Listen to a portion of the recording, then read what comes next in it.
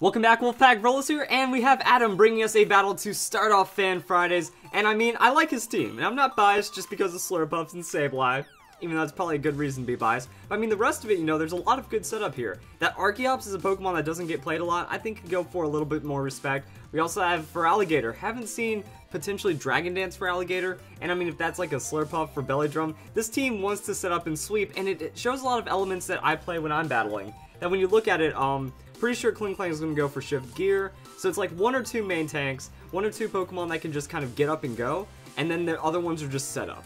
So I like the idea that, you know, if you can find one in with Adam's team, looks like it's just going to turn into some kind of sweep or some kind of victory.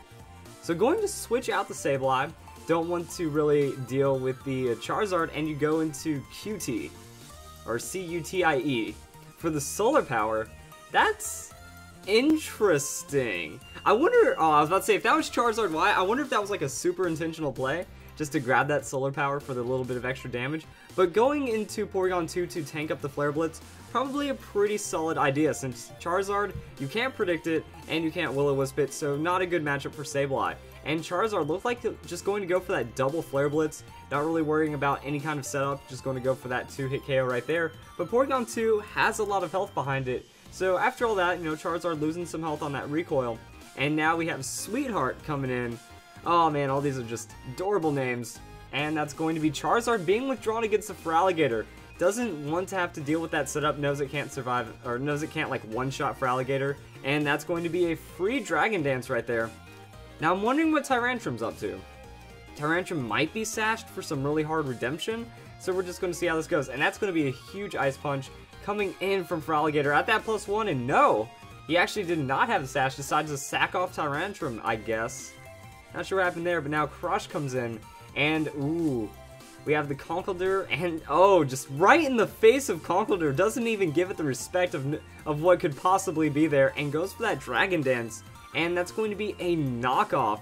So it looks like little, dang, Feraligatr's tanky. I remember talking about it. So knockoff's going to remove the item, but I mean, we've already got Waterfall. That's going to be a +2 Waterfall. Not enough to KO though. And Drain Punch.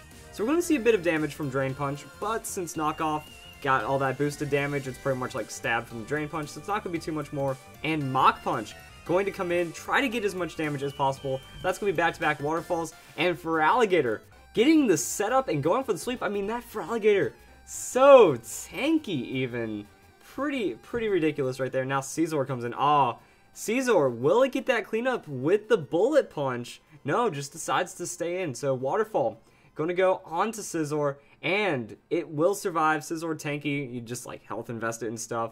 So strong hit on that Waterfall, and looks like went for the Swords Dance. So Swords Dance into that turnaround Bullet Punch, trying to make sure you get, like, okay, this is a resisted hit right there. Gotta make sure you can set up with the survival. Bullet Punch is going to come in, and it survives with 1 hit point. Oh, the backfire. But I mean, the opponent didn't really make a misplay here. That the idea is, well, I'm going to go for the sweep. That if I get a free Swords Dance, and then I can start +2 or get another Swords Dance and +4 into more Bullet Punch, that's what Scizor wants. But now, Feraligatr, too fast, too strong. That's going to be a KO onto Charizard with another Waterfall. And I think that was the only priority I saw on the opponent's team. Well, Gengar. You rarely see that thing, like, do anything silly. So, Crunch. So I mean, we have all the coverage just set up with a Feraligatr right here. So Crunch is going to hit super effective. And, I mean, that's going to be everything. So Heatran is the last Pokemon you want going up against a Water type as your last Pokemon. Especially a +2 like Feraligatr. So that's going to be Heatran getting 1-hit KO'd right there. And, my goodness, that's a Feraligatr sweep, guys. Huh. Not bad. So you don't really see that too often. I thought it was going to be Klinklang, honestly. I thought he was going to get like 1 or 2 Shift Gears and then go ham. But the Feraligatr gets that Dragon Dance set up and just takes off. And that's why I said about this team that, you know, Slurpuff finds a way to Belly Drum. That's game over. Feraligatr, if it goes +2 on Dragon Dances, that's going to be tough to get over. Sableye, Calm Mind, Shift Gear on the Klinklang, and then Archeops and Rotom has just some good check Pokemon or tanks to switch into. And that's pretty cool right there. I did not expect that coming. So back to the Scizor play. Yeah, like naturally probably could have just gone for something for a KO like a Bug Bite for the Technician boost or whatever and just finish off the Feraligatr, but I think in his mind, you know, it seems like there was going to be enough damage there that depending if that was like a low or a high roll on the damage, could have knocked out Feraligatr realistically, and now you have a Scizor, round health at +1, and the rest of the team doesn't look like it has too much to deal with Scizor. Kling Klang can maybe come in to resist it, but Scizor has a lot of setup options, so if it's leading with a +2, it's going to be pretty strong against Adam's team, and I think that's what he was going for.